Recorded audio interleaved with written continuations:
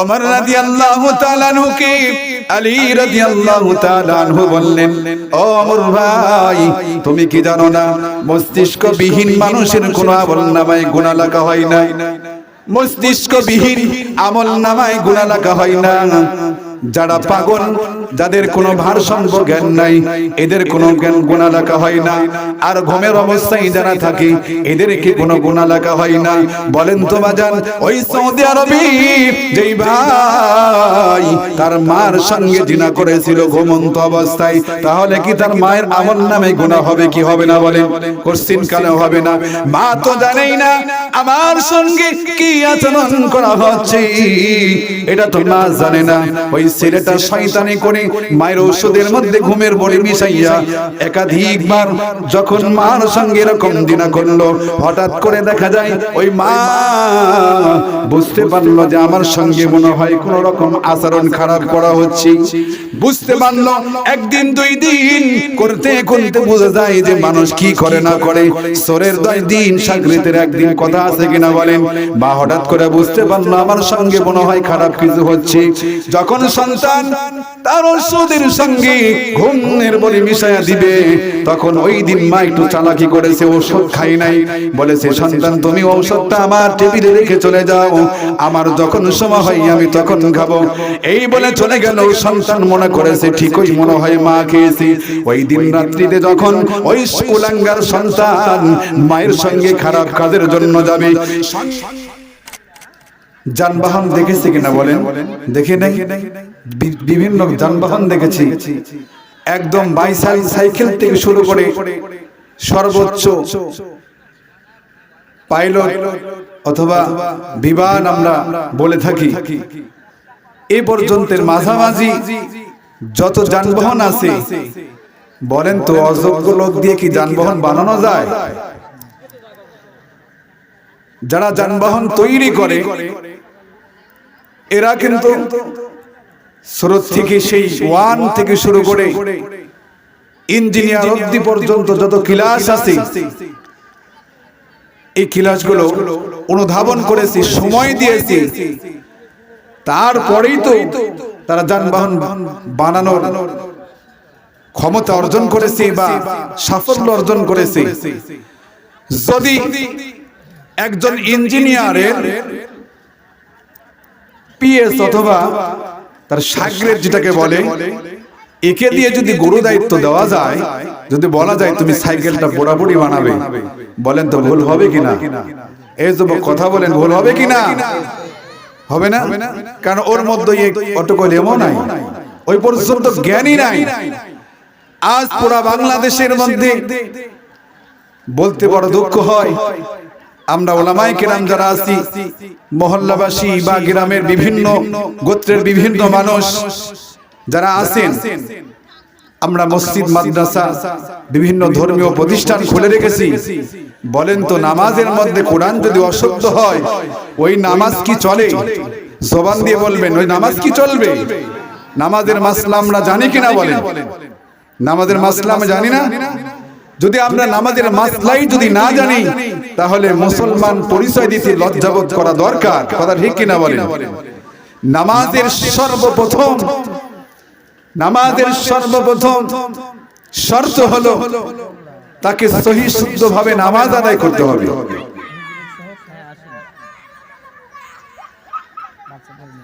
সহি শুদ্ধভাবে যদি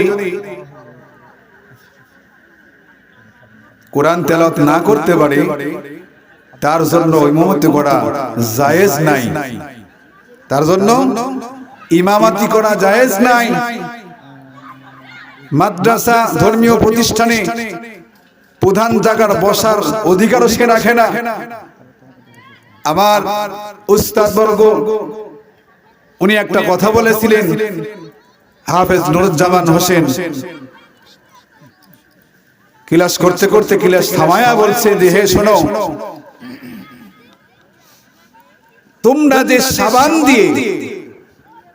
যে সাবান ব্যবহার করো, যেই সাবান দিয়ে কাপড় পরিষ্কার হয়, যেই সাবান দিয়ে শরীরের ময়লা দূর হয়, সেই সাবানটাই যদি নোংরা হয়, তাহলে কি শরীর অথবা কাপড় পরিষ্কার হবে কিনা বলেন? জবান দিয়ে কথা বলতে পারছেন না বাজান? কষ্ট লাগছে? কথা বলবেন, হ্যাঁ হু না করলে গল্প করে শান্তি নাই। আছে না ওই দাদারা শাস্ত্র চর্চা করছে যে শোন ওই বাঘ গেছিল ওই দিক দিয়ে বাজের নেক কাটছে, যদি হু হু না করা যায় ওই তো গল্প শুনতো শোনা। কথা ঠিক কিনা বলেন? কথা বলবো হ্যাঁ হু বললে ভালো লাগে।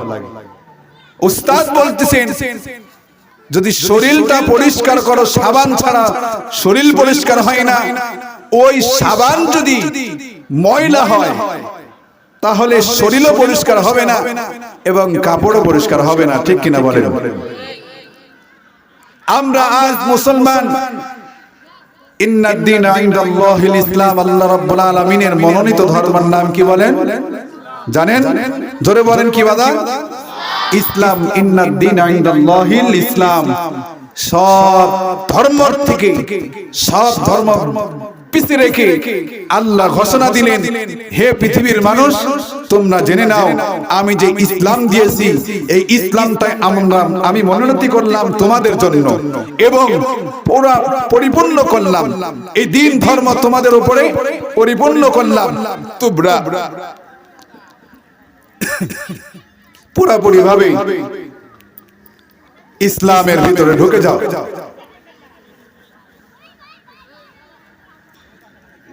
আজ মুসলমান বড় কষ্ট লাগে যে আমরা নামধারী হয়ে আছি, কিন্তু একজন মুসলমানের পুরাপুরি দায়িত্বটা যে কি আজ পর্যন্ত আমরা সেটা জানলাম না। আমার এটা কি বলেন তো বাজান? এই হাতের আঙ্গুল কয়টা আছে? 5টি আছে। মানুষের দেহের মধ্যে কলব কয়টি আছে? 5টি আছে।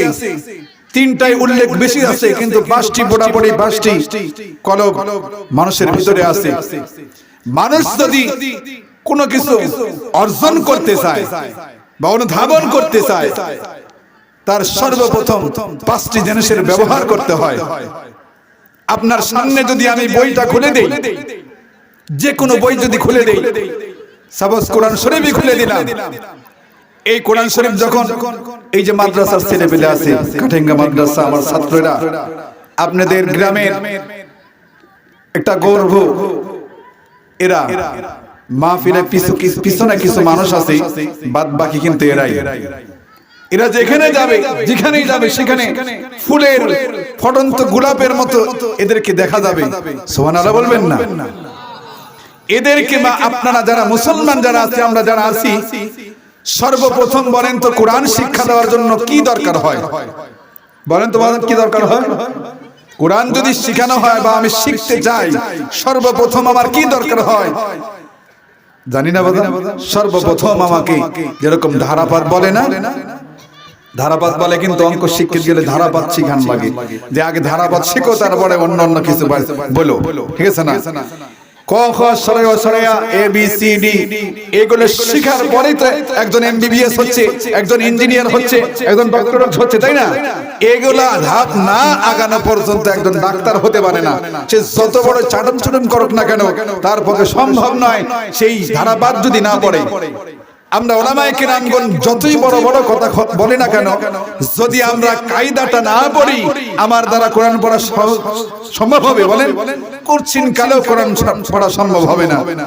কায়দা যখন পড়তে যাবেন, মসজিদের হুজুর হোক বা মাদ্রাসার হুজুর হোক, উনি কায়দা খুলে দিয়ে বলবে তোমার শাহাদাত আঙ্গুলটা দাও।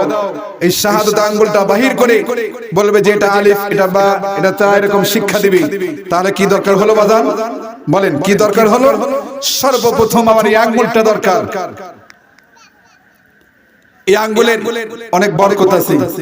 মানুষের শরীরের ভিতরে যত অঙ্গ প্রত্যঙ্গ আছে সব কিছু আল্লাহ তাআলা কাজের জন্য বানিয়েছেন, আর প্রত্যেকটা শরীরের পার্ট পার্ট আলাদা আলাদা ভাবে আল্লাহ জয়েন করেছেন। বলেন সুবহানাল্লাহ। শরীরের ভিতরে যে কতগুলো রগ আছে বা কতগুলো টিস্যু আছে, এগুলা যারা ডাক্তার, যারা শরীরের হিউম্যান বডি, এই বডির উপর যারা রিসার্চ করেছে, এরা বলতে পারবে।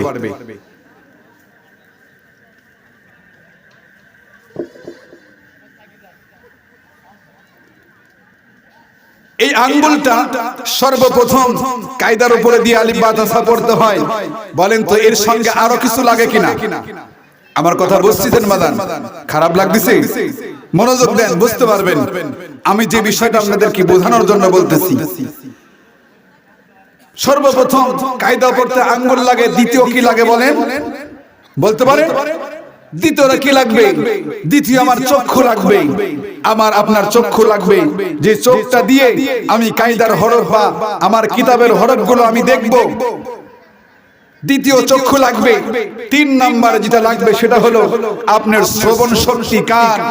বয়রা কোনোদিন কিছু পড়তে পারে নাকি বলেন? কালা পড়তে পারে, অন্ধ পড়তে পারে।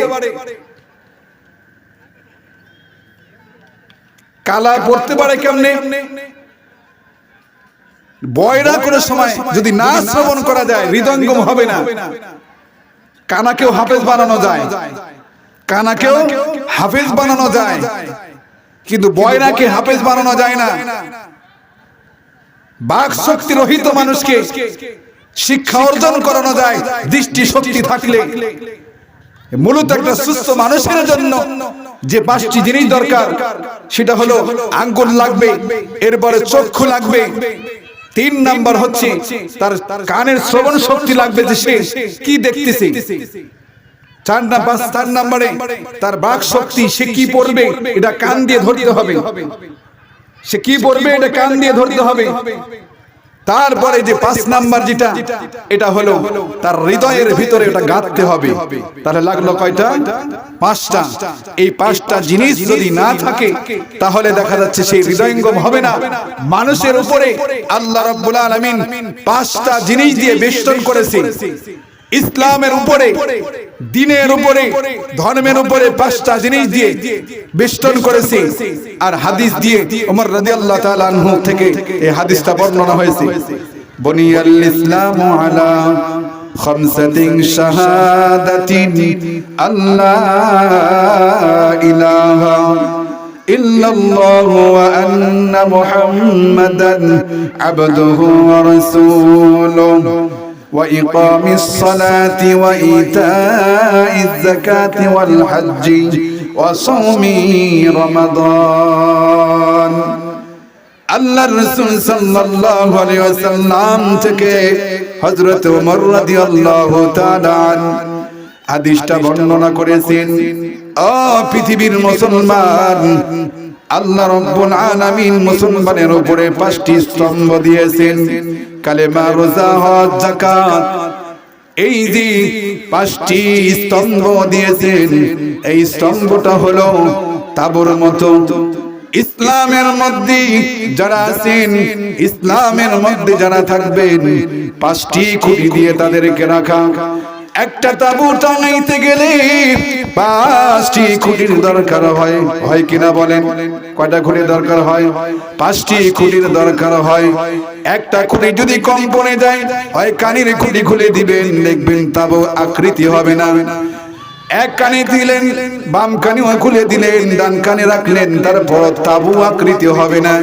চতুর্থাই 4খানি খুঁটি দিয়ে আপনি তাবু টাঙাইলেন, কিন্তু মাঝখানে যদি খুঁটি না দেন তাহলে বলেন তো বাজান তাবু আকৃতি হবে কিনা? কোশ্চিন কালেও না। মুসলমান যদি হতে চান, আপনার জন্য 5টা খুঁটি দরকার।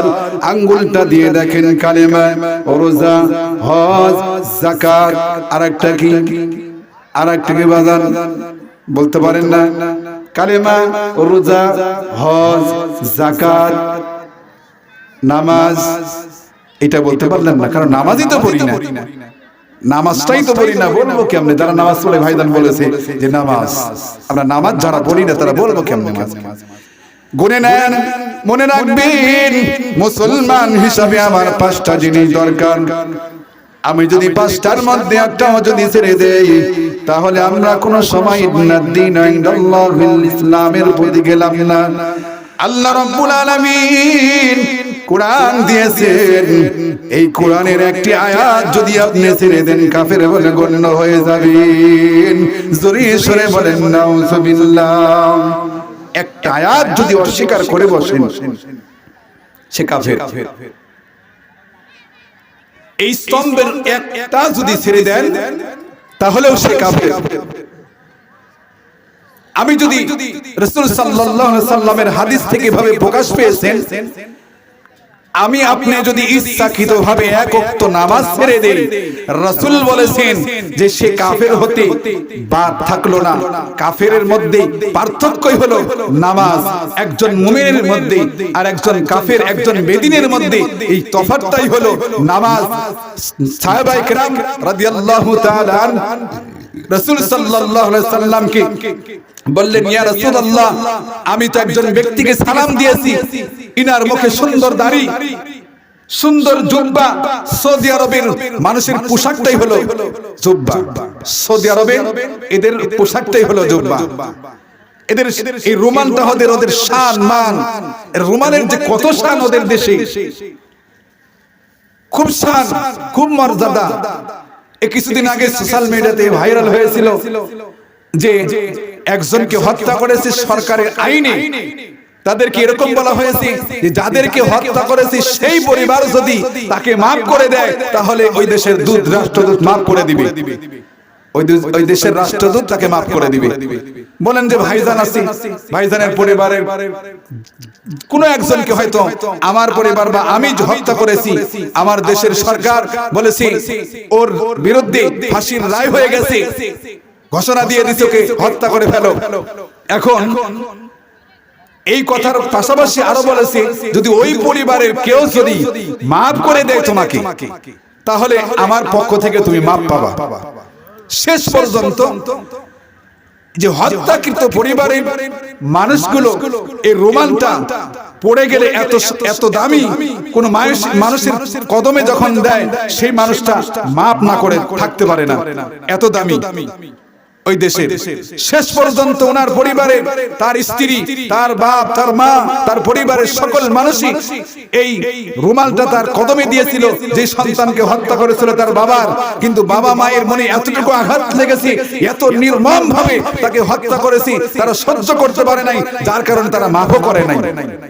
শেষ পর্যন্ত তার জীবনটা শিরশ্ছেদ করেই দিছে, তাকে ফাঁসি। ও দেশের ফাঁসি হলো কল্লাকাটা, ও দেশের ফাঁসির নামই হলো কল্লাকাটা। একজন বলতেছে সৌদি আরব থেকে যে হুজুর, আমি যেই সময় সৌদি আরব ছিলাম সেই সময় জিনার শাস্তি দেখেছি। বলছি এতটুকু ভয়াবহ শাস্তি আমি কোন সময় দেখি নাই। আমাদের দেশে যে পরিমাণ জিনা হচ্ছে, এর যদি কোরআনের আইনে যদি আনা হয় তাহলে দেখা যাচ্ছে যে বাপও থাকে না, দাদাও থাকে না। কথা ঠিক কিনা বলেন? বাপও থাকে না, দাদাও থাকে না। দাদা মানে আমরা হওয়ার আগে বাপও হয়নি, দাদাই সে হত্যা হওয়ার যোগ্য অপরাধী। বলেন না, দেশে এরকম আছে না? রাসূল সাল্লাল্লাহু আলাইহি সাল্লাম বলেছেন যে আমার উম্মতের ভিতরে এমন লোক থাকবে, নাউজুবিল্লাহ নাউজুবিল্লাহ, এরকম লোক থাকবে যে মায়ের সঙ্গে জিনা করবে। জোরে সরে বলেন নাউজুবিল্লাহ। এই যুবক জবানে কি নাউজুবিল্লাহ আসে না? মায়ের সঙ্গে জিনা করবে, এ রাসূলের বাণী, মুখের বাণী। এরকম হয় কি হয় না বলেন? এরকম অহরহ আছে। ঢাকা শহরে দেখবেন যে নিজের মেয়েকে কোন এক কারণে নিয়ে গেছে হোটেল ভাড়া করার পরে, কুলাঙ্গার বাবা বলতেছে যে আজকের জন্য তুমি আমার স্ত্রী। বলেন নাউজুবিল্লাহ। এরকম মানুষ এই বাংলার জমিনে আছে। যদি কোরআনের আইন থাকতো তাহলে এদেরকে আর কোন সময় জমিনে দেখা যেত না। বলেন কথা ঠিক কিনা? আছে কি নাই? আছে, অস্বীকার করতে পারবে না।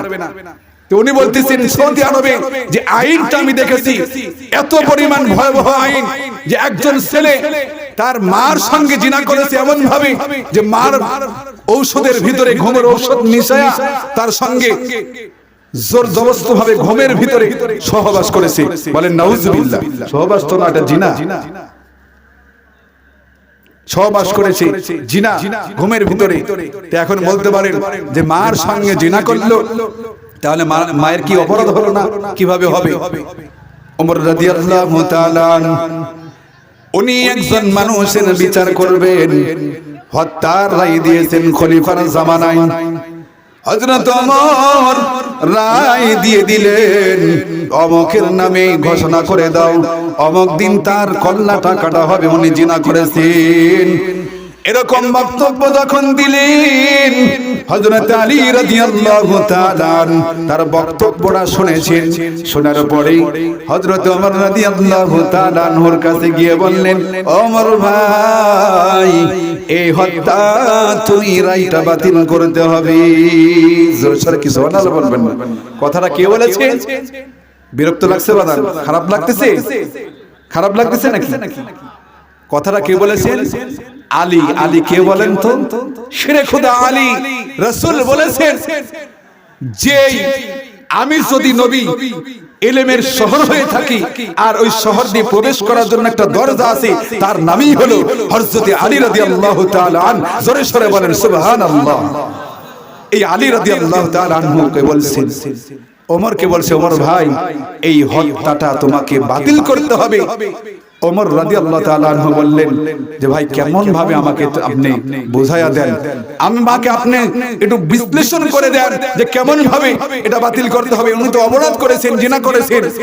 তখন হযরত আলী রাদিয়াল্লাহু তাআলা আনহু ওমরকে বললেন, তুমি কি রাসূলের হাদিস পড়ো নাই? তুমি কি রাসূলের হাদিস পড়ো নাই যে তিনজন ব্যক্তির গুনাহ হয় না? বলেন সুবহানাল্লাহ। এক নাম্বার, ঘুমন্ত অবস্থায় যদি কোন মানুষের সঙ্গে খারাপ আচরণ করা যায়, ঘুমন্ত অবস্থায় মানুষের গুনাহ হয় না। আল্লাহ তাআলা তার আমলনামার খাতাটা খোলা থাকে, কিন্তু বদির এই খাতাটা ফেরেশতাকে বলে এটাকে বন্ধ করো। ঘুমন্ত অবস্থায় মানুষের কোনো সময় গুনাহ লেখা হয় না, কিন্তু একটা জায়গায় রাসূল বলেছেন, যাদের মুখে দাঁড়িয়ে থাকবে না এদের গুনাহ ঘুমন্ত অবস্থায় হবে, আর জাগ্রত অবস্থায় থাকুক না কেন সদা সর্বদাই তাদের আমলনামায় দাড়ি কাটার গুনাহ লেখা হবে। ওমর রাদিয়াল্লাহু তাআলা আনহুকে আলী রাদিয়াল্লাহু তাআলা আনহু বললেন, ও ওমর ভাই, তুমি কি জানো না মস্তিষ্কবিহীন মানুষের কোনো আমলনামায় গুনাহ লেখা হয় না? মস্তিষ্কবিহীন আমলনামায় গুনাহ লেখা হয় না। যারা পাগল, যাদের কোনো ভারসাম্য জ্ঞান নাই, এদের কোনো গুনাহ লেখা হয় না। আর ঘুমের অবস্থায় যারা থাকে এদেরকে কোনো গুনাহ লেখা হয় না। বলেন তো বাজান, ওই সৌদি আরবে যেই ভাই তার মার সঙ্গে জিনা করেছিল ঘুমন্ত অবস্থায়, তাহলে কি তার মায়ের আমলনামায় গুনাহ হবে কি হবে না? বলেন, কোশ্চিন কেন হবে না? মা তো জানেই না আমার সঙ্গে কি আচরণ করা হচ্ছে, এটা তো মা জানে না। ওই ছেলেটা শয়তানি করে মায়ের ওষুধের মধ্যে ঘুমের বড়ি মিশাইয়া একাধিকবার যখন মার সঙ্গে এরকম জিনা করলো, হঠাৎ করে দেখা যায় ওই মা বুঝতে পারলো যে আমার সঙ্গে মনে হয় কোন রকম আচরণ খারাপ করা হচ্ছে। বুঝতে পারলো, একদিন দুই দিন করতে করতে বোঝা যায় যে মানুষ কি করে না করে। সরের 2 দিন সাগরিতের একদিন কথা আছে কিনা বলেন। বা হঠাৎ করে বুঝতে পারলো আমার সঙ্গে মনে হয় খারাপ কিছু হচ্ছে। যখন সন্তান তার ওষুধের সঙ্গে ঘুমের বড়ি মিশাইয়া দিবে, তখন ওই দিন মা একটু চালাকি করেছে, ওষুধ খাই নাই। বলেছে, সন্তান তুমি ঔষধটা আমার টেবিলে রেখে চলে যাও, আমার যখন সময় হয় আমি তখন খাবো। এই বলে চলে গেল। সন্তান মনে করেছে ঠিকই মনে হয় মা খেয়েছে। ওই দিন রাত্রিতে যখন ওই কুলাঙ্গার সন্তান মায়ের সঙ্গে খারাপ কাজের জন্য যাবে, সঙ্গে সঙ্গে মা তার কলারটা টেনে ধরে সমস্ত মানুষদেরকে জানাইয়া দিল, দেখো আমার এটা কুলাঙ্গার সন্তানের দরকার নাই।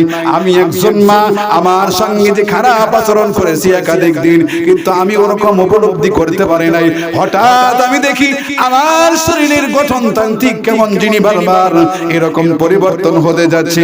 আমি এমন ভাবে শুই, আমার শরীরের কাপড় চোপড় কেমন যিনি মনে হয়। ও এলাকার ভাই, আজ এই যে শয়তানটাকে ধরতে পেরেছি, একে আমি সন্তান বলে মেনে নেব না। এই সন্তানের বিচার আমি তোমাদের কাছে দিয়ে দিলাম। জোরে সরে বলেন সুবহানাল্লাহ। সন্তানের বিচার যখন মা হয়ে এলাকার মানুষের কাছে দিয়ে দিলেন, সঙ্গে সঙ্গে রাষ্ট্রদূত জেনে গেল এভাবে জোরপূর্বক ভাগে তাকে ধর্ষণ করা হয়েছে। কি করা যায়? তার প্রাণ এখন নাশ করতে হবে। ঘটনাক্রমে তার নামে রায় হয়ে গেল, তাকে এখন প্রাণদণ্ড দিবে। ওরকম ভাবে বিচারের কার্যকর সাজানো হলো, তাকে হত্যা করা হলো। শুধু হত্যা করে শেষ করে নাই, যাদের সৌদি আরবের সমস্ত মানুষগুলো জানতে পারে যে এইরকম কুলাঙ্গার পাপীদের কেমন শাস্তি হয়। যার কারণে ওই এলাকার মধ্যে হেলিকপ্টার ভাড়া করে ওই সন্তানকে ঝুলাইয়া সমস্ত মানুষগুলোকে মাইকিং দিয়ে বলা হয়েছিল, এই শয়তান মায়ের সঙ্গে এরকম জিনা করেছে। জোরে শুনে বলেন নাউযুবিল্লাহ। এরকম হত্যা করা হয়েছে, হত্যা করেছে। সৌদি আরবের নিয়ম যদি বাংলাদেশে আনা হয় 90% মানুষই বাঁচবে না। তাদের নামে এরকম হবে যে তাকে হত্যার মামলা, সে তাকে হত্যা করার রায় দিয়ে দেওয়া হবে কোরআনের আইনে। কোনখান থেকে টানছিলাম কথা? সৌদি আরবে যে জুব্বা আর এই রুমাল তাদের একটা স্ট্যাটাস বা তাদের অঞ্চল এটাই চলে। রাসূল সাল্লাল্লাহু আলাইহি সাল্লামকে সাহাবায়ে কেরাম বলছেন, ইয়া রাসূলুল্লাহ, নামাজের মধ্যে যদি মুমিন আর কাফেরের ফারেক হয় তাহলে কেমন ভাবে একটু বোঝান। রাসূল সাল্লাল্লাহু আলাইহি সাল্লাম বলছেন যে মুমিনের মধ্যে আর কাফেরের মধ্যে ফারাক কি হলো? নামাজ। যে নামাজ ছেড়ে দিল সে কাফের বলে গণ্য হলো, কিন্তু আর কাউকে বলে নাই যে সে কাফের হয়েছে। একজন মুমিন ব্যক্তি তখনই কাফের হয় যে যখন নামাজ ছেড়ে দেয়। আর ইসলামের বুনিয়াদ হলো 5টি। মানুষের উপরে যে 5টি স্তম্ভ দিয়েছে, সর্বপ্রথম হচ্ছে কালেমা, তারপরে রোজা, হজ, যাকাত, নামাজ, এরকম 5টা স্তম্ভ ভাগ করা হয়েছে। যে নামাজ ছেড়ে দিল সে কাফের হলো। মুসলমানের ভিতরে যারা থাকবে তাদেরকে ইসলামের এই 5টা বুনিয়াদ মানতে হবে। আজ আমাদের মসজিদ, আমাদের মাদ্রাসা, ধর্মীয় প্রতিষ্ঠান, আমরা যখন হুজুর নিয়োগ দেই তখন দেখা যায় সিরা সুরত সুন্দর আছে, জুব্বা টুপি সুন্দর আছে, হ্যাঁ মাশাআল্লাহ দেখতে সুন্দর ভালো আছে, উসলম্বা আছে, কোরআন পড়তে পারলেই হয়, আল্লাহু আকবার আল্লাহু আকবার বললেই পারলে, মানে শুধু আজান দিতে পারলে হয়, হ্যাঁ তার চাকরি হয়ে গেছে। কিন্তু মুসলমান সবথেকে বড় কষ্ট এটা হলো যে ইমাম নির্বাচন করার জন্য একাধিক শর্ত আছে, অনেক শর্ত আছে। তার সর্বপ্রথম শর্তটাই হলো কোরআন সহিহ থাকতে হবে। কোরআন সহিহ থাকতে হবে। ওয়াজের ময়দানেও যা হয়েছে, মসজিদেও তাই হয়েছে, মাদ্রাসাতেও তাই হয়েছে। হাফেজ তো হয়ই নাই, কেরাবেগা কায়দা পড়েছি, কোরআনটা একটু শুদ্ধ করতে পারে, ট্রেনিং দিয়েছে, চাকরি দেয় 10,000 12,000 হয়ে যায়, এই চালাই যাচ্ছে। বলেন তো ওর দ্বারা কোনো সময় ইলম অর্জন করা সম্ভব হবে কিনা? বলেন, আপনারা বলেন হবে?